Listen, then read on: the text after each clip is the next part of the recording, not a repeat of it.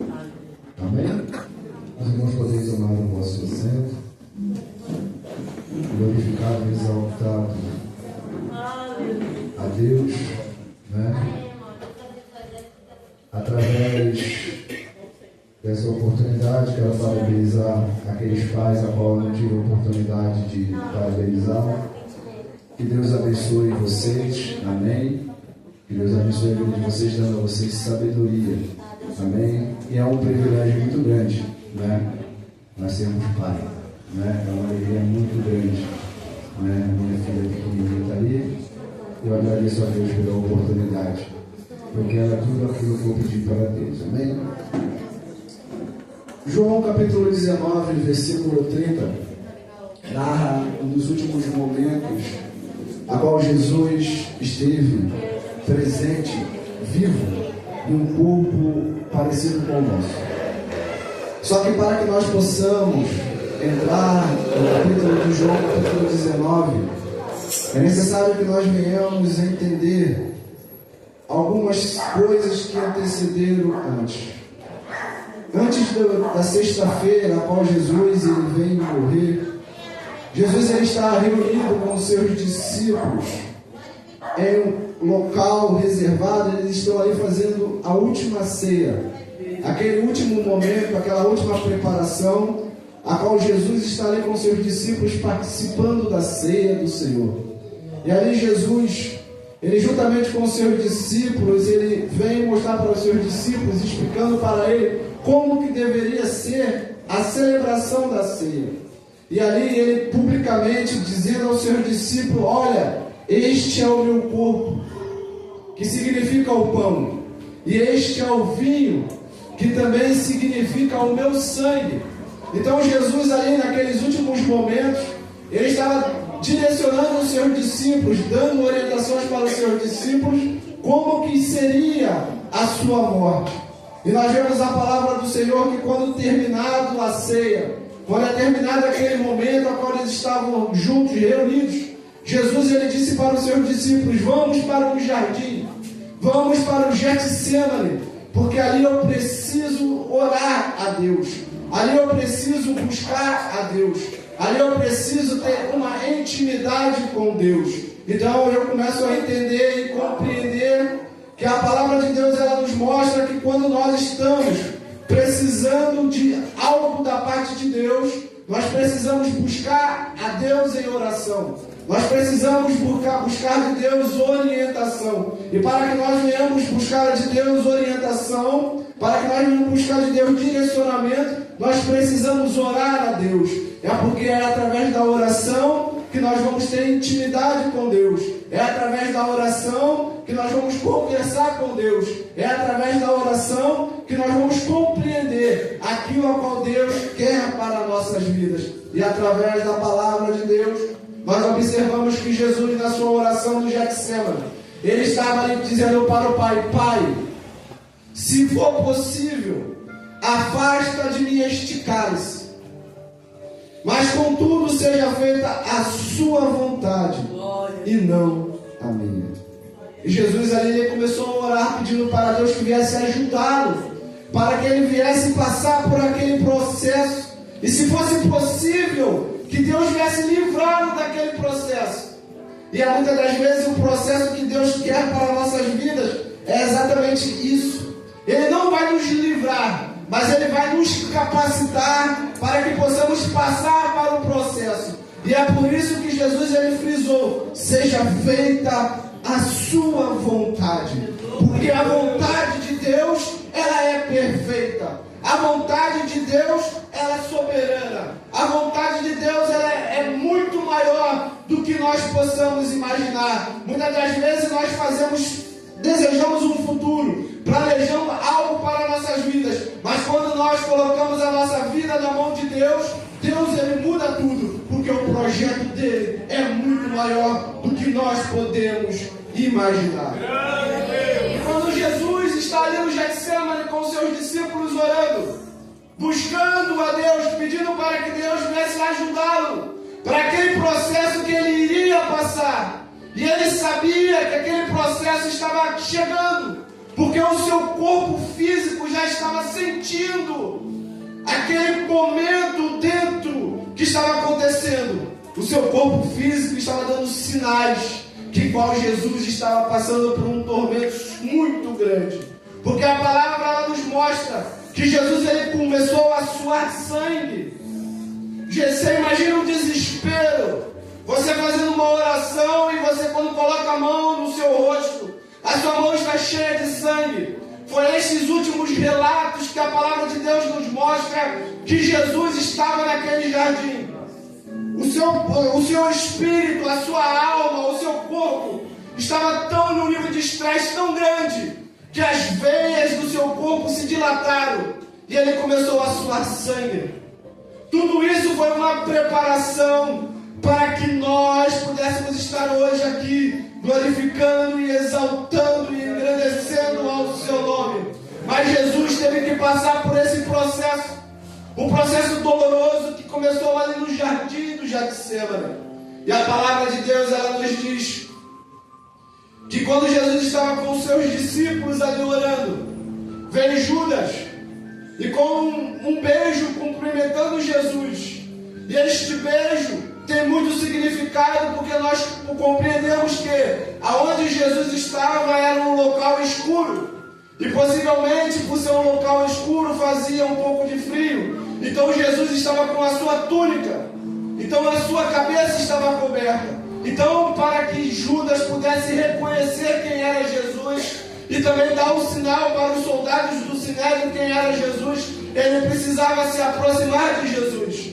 E para que ele pudesse se aproximar de Jesus e cumprimentar Jesus com um beijo, precisava que Jesus viesse descobrir a sua cabeça. E assim ele pudesse identificar realmente que aquele era Jesus. E assim Judas, com um beijo, identifica quem era Jesus entre os discípulos.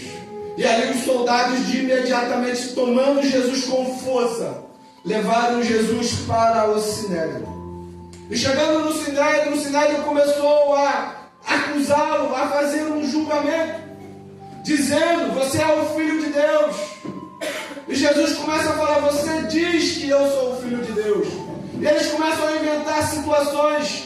E o Sinédrio começa a perder o controle. Porque os judeus, dentro de um julgamento, eles não poderiam vir agredir ninguém. Mas nós vemos que quando Jesus ele começa a falar que a palavra de Deus, que ele era o Filho de Deus, veio um soldado que esbofeteia Jesus. Então os judeus ali eles estão quebrando uma lei. E quando eles viram que não tinha solução, eles começam a fazer: nós não temos mais como fazer nada por ele. O que nós podemos fazer é que ele venha morrer. Então nós vamos ver que eles conduzem a Jesus a Pilatos. E Pilatos, vendo que Jesus tinha por nome conhecido como Jesus de Nazaré, e ele sabendo que Herodes estava em Jerusalém, devido à ocasião da festa, ele conduz Jesus a Herodes, para que Herodes viesse julgar a Jesus.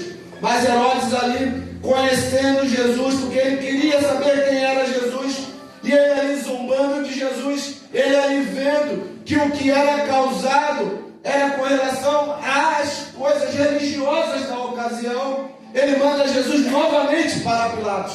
E quando Jesus chega perante Pilatos, Pilatos fala para Jesus: você não sabe que eu tenho o poder de te libertar? Você não sabe que eu posso te libertar? E Jesus chega para Pilatos e fala: se não fosse do meu Pai que tivesse me dado autoridade, meu Deus, ele enviaria pessoas para vir me libertar. Mas Deus, ele não quer, o momento não é agora. Então eu preciso passar por esse processo. E Pilatos falando para Jesus e falando para o Sinédrio: eu não vejo nada neste homem para condená-lo.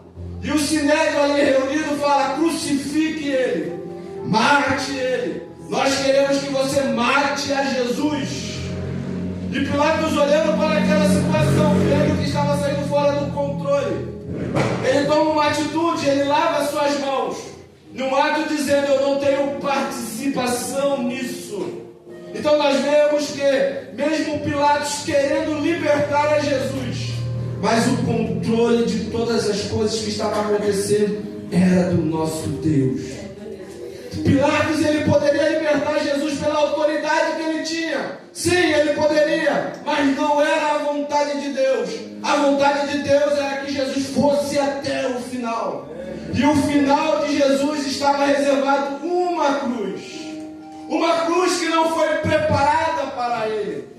Porque a cruz, ela era confeccionada dias antes.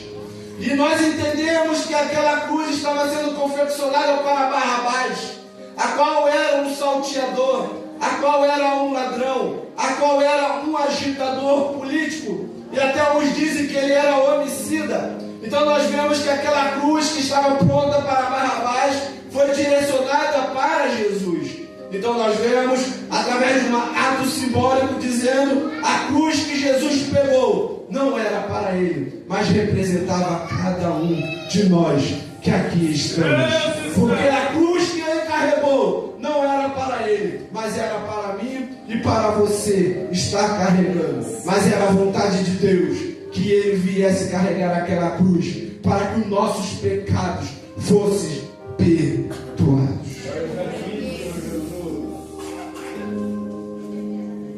Só que Pilatos, dentro daquilo de tentar salvar a Jesus, ele manda que os soldados viessem açoitar a Jesus.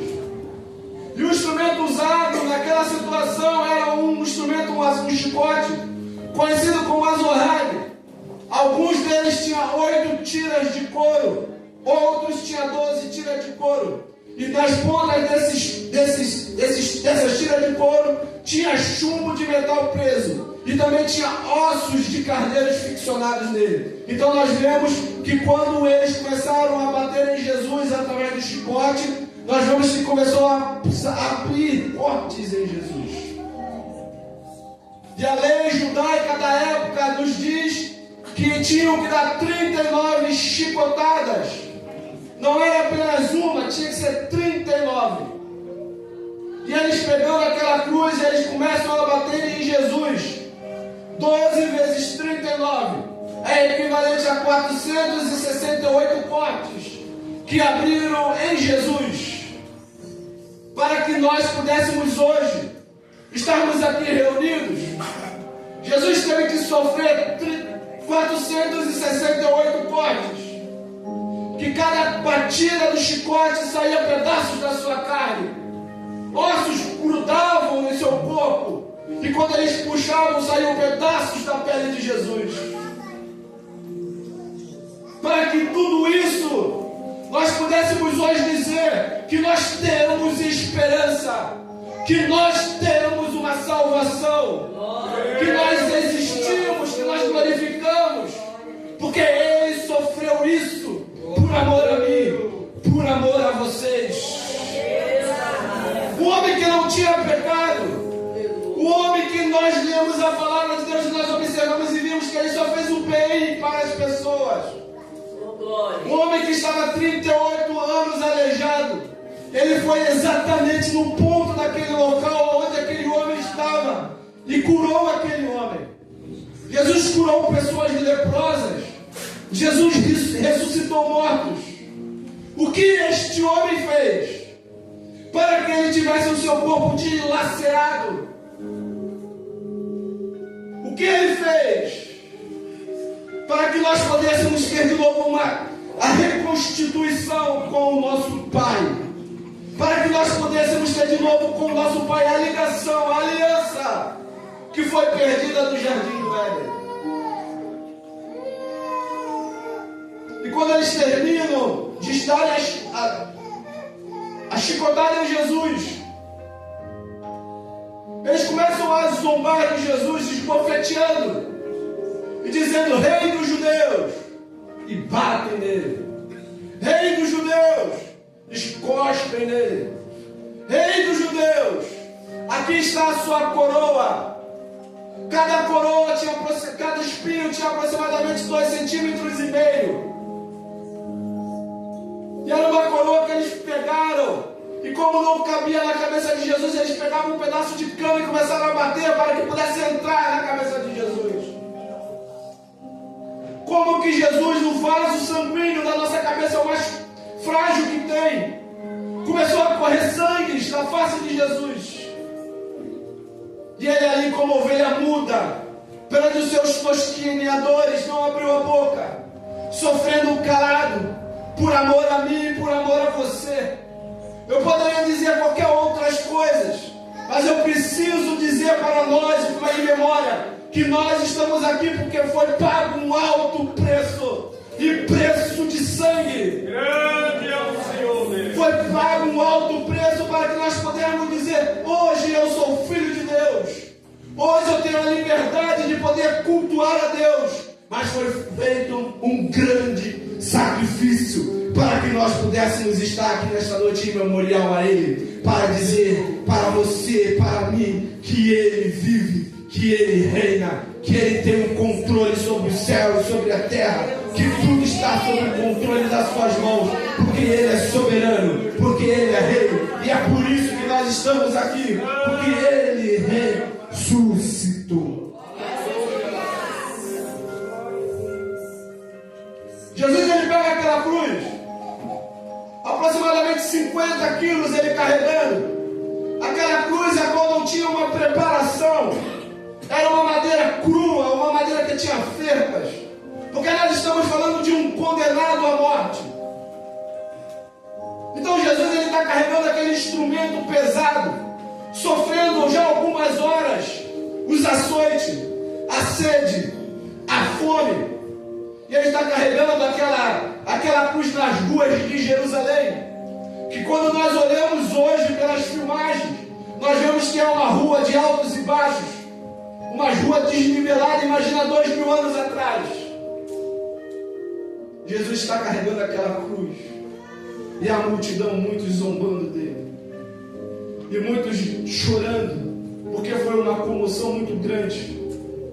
Mas quando Jesus ele chega no Monte Caveira, e a qual ele é crucificado, e nós vamos começar a entender, a compreender que é o plano de Deus que estava ali acontecendo.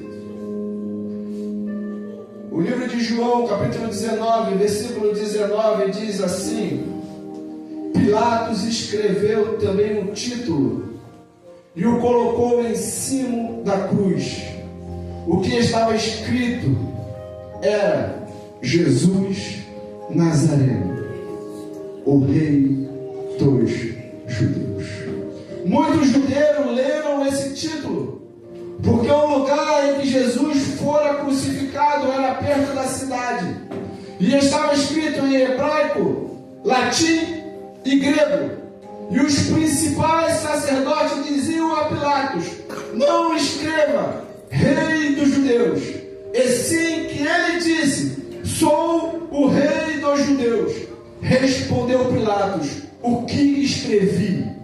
Escrevi. Então a placa que estava dizendo o pecado de Jesus, ou que ele estava sendo condenado, estava dizendo: Jesus Nazareno, o Rei dos Judeus. E o que Pilatos escreveu foi aquilo que ele ouviu, mas o que Pilatos mandou escrever era uma profecia, era uma palavra, porque Jesus, ele é o Rei dos Judeus. Jesus, ele é o Rei. Jesus, ele é o Rei. Jesus é aquele que vem da genealogia de Davi. O trono prometido, a raiz de Davi, é Jesus Cristo, o Jesus Nazareno, Jesus, o Rei dos Judeus.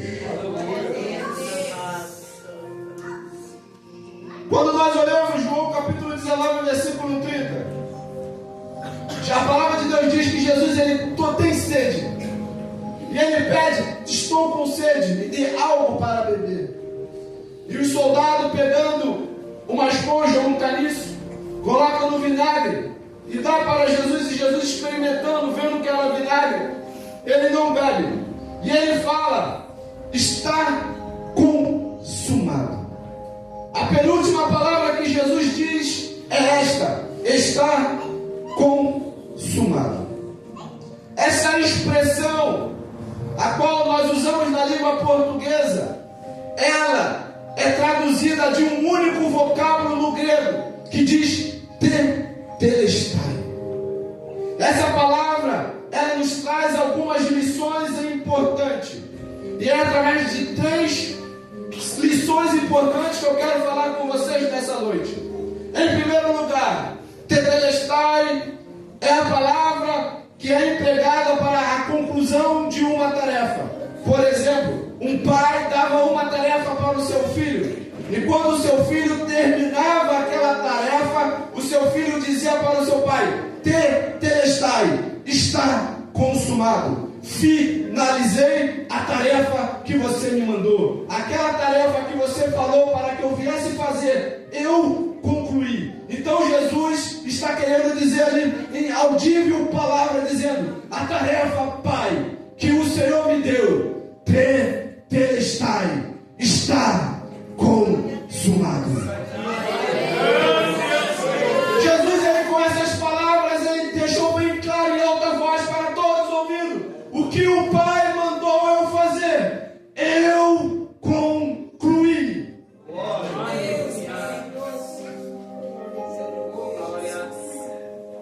Segunda palavra,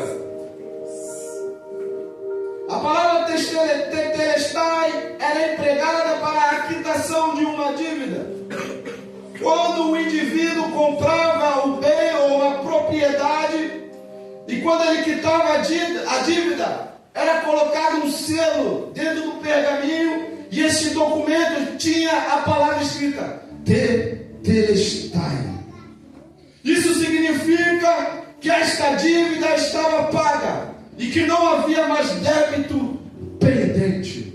Então, quando Jesus ele diz a palavra está consumada, ele está dizendo tetelestai, a dívida que eles tinham para pagar, eu paguei. As dívidas que eram impostas para eles, eu estou pagando. Mas eu estou pagando não com dinheiro, eu não estou pagando com ouro e com prata, mas eu estou pagando com o meu sangue que está sendo derramado nesta cruz. Tetelestai, está consumado. A dívida está paga para que eles possam ter a sua redenção completa. Está paga o nosso preço do nosso resgate. Está pago o seu sangue que procede de toda tribo, língua, povo e nação. Ele nos resgatou, não com ouro, mas com o seu precioso sangue, dizendo: está consumado. Tetelestai.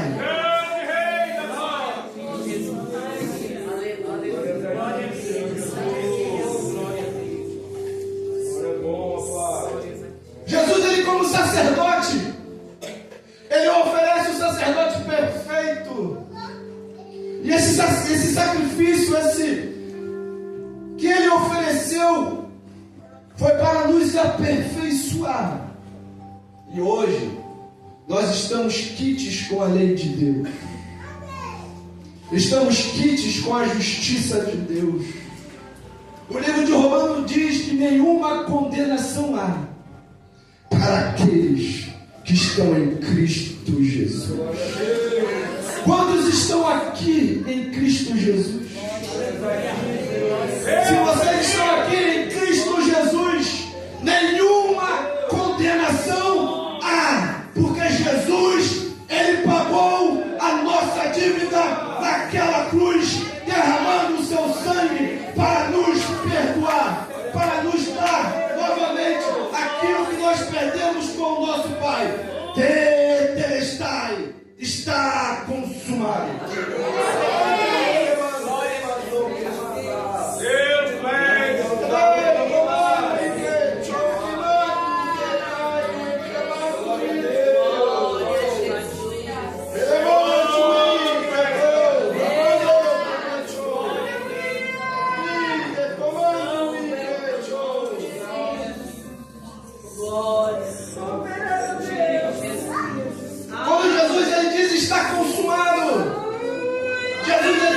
Justificando perante Deus.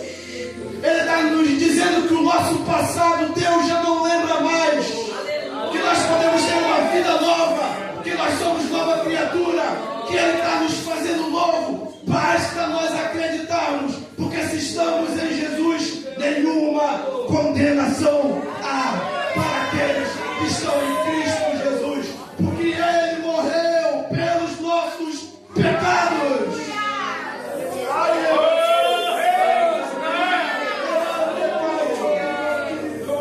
Maravilhoso nome de Jesus.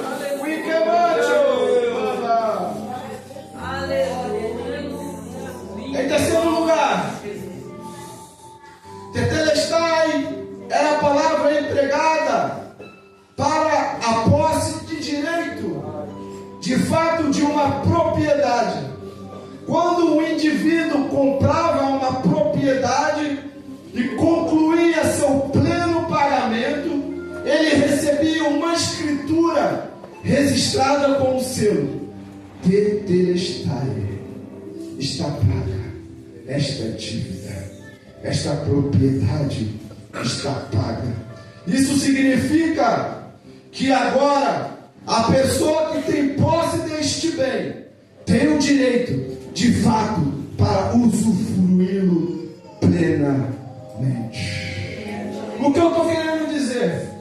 Eu estou querendo dizer que quando Jesus ele diz a palavra tetelestai, está consumado, ele está querendo dizer em alto bom som, no mundo espiritual, dizendo: eu comprei cada um de vocês. Vocês são propriedades minhas.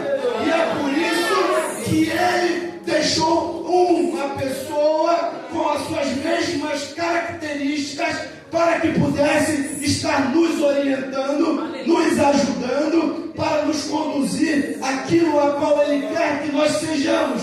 E essa pessoa se chama Espírito Santo de Deus. Ele deixou alguém para cuidar de vocês. Ele não foi embora e deixou a casa vazia. Não, mas ele foi para o céu e deixou para nós o Espírito Santo de Deus, para que viesse fazer morada nas nossas vidas. E é por isso que nós podemos desfrutar plenamente a vida eterna, porque Ele deixou pago com o seu sangue, nos dando o direito de termos acesso ao Pai. Podemos orar ao Pai, temos os direitos de filhos, podemos dizer a Deus: Pai que estás no céu, seja feita a sua vontade, assim na terra como no céu. Então ele deixou para nós os mesmos direitos do povo judeu, o mesmo direito que ele, Jesus, tinha de poder conversar com o Pai intimamente. Nós também temos o mesmo direito através da morte de Jesus naquela cruz. E através disso, ele nos está dizendo que nós somos cidadãos dos céus. Nós moramos aqui, mas a nossa vida vai ser eternamente no céu. Nós estamos aqui de passagem, mas o nosso objetivo é o céu. Nós podemos conquistar riquezas aqui nesta terra, sim, podemos, e é bom, mas o nosso objetivo é ir conquistar riquezas no céu. E Deus, Ele conta com vocês, para que vocês venham acumular riquezas, não terrenas, mas riquezas para apresentar diante dele no céu. E é por isso que Ele deixou para mim e para você o Espírito Santo de Deus, para que nós possamos ir lá fora no inferno, buscar aquelas vidas que estão esperando por uma palavra. E esta palavra quem vai dar, quem determina é você, não é eu, porque cada um de nós temos uma tarefa para fazer aqui nesta terra. E Deus vai pedir, porque Ele tem nos falado, Ele tem nos cobrado, e nós estamos pedindo para que Deus venha nos dar o último avivamento. E eu creio que o último avivamento está para acontecer, porque nós temos visto sinais se cumprindo, e a palavra de Deus nos diz: olhai para a figueira, para as oliveiras, quando começarem a florescer, eis que aí vem. E nós temos visto sinais, a qual temos dizendo: Jesus está para voltar. Glória a Deus. E quando nós olhamos para a palavra de Deus, e aqui eu encerro, Ele diz diz a última palavra. A sétima palavra que Jesus diz é: Pai, na tua mão eu entrego o meu espírito. O Aparecido leu em Mateus capítulo 28. Nós estamos falando aqui de uma sexta-feira, a qual Jesus está na cruz. Mas Aparecido, no começo do culto, ele leu Mateus 28, que diz que um anjo abriu aquela pedra a qual Jesus estava. E Maria e outras Marias indo até lá, aquele anjo fala para ela: por que buscais aquele que ressuscitou entre os mortos? E é por isso que nós estamos aqui nesta noite. Não para celebrar a sua morte, é só um memorial do que ele fez por mim e por você, mas é para celebrar que ele vive. E se ele vive, eu posso crer no amanhã. E nenhuma condenação há para aqueles que estão em Cristo Jesus. Amém? Operando Deus, quem impedirá. Amém? Deus abençoe a todos vocês. Pastor? Aplauso para a palavra de Deus.